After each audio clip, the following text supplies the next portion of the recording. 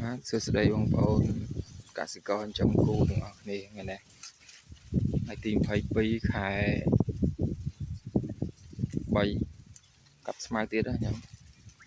ដល់ហើយស៊ុបអឺនេះពេល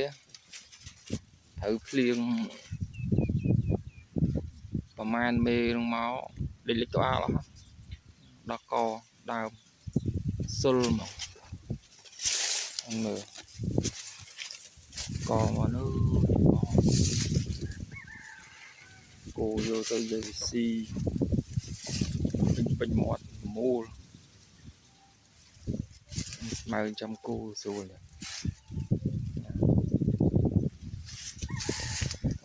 មើលទៅគូ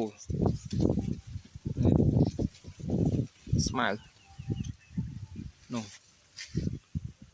ស្មៅស្ដាស្មៅខ្ញុំងឹតនឹងស្មៅទៅស្ពិននេះពីត្រូវភ្លៀងល្អមកអាស្មៅនឹងដុះណែនមក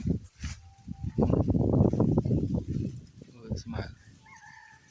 មើលលេងបងប្អូនអ្នកចំគោទាំងគេទាំងយើងបានឃើញស្មៅអញ្ចឹងខ្វាកអូបានគូស៊ីពេញមាត់ស្មៅវាខ្ចីខ្ចីទៀត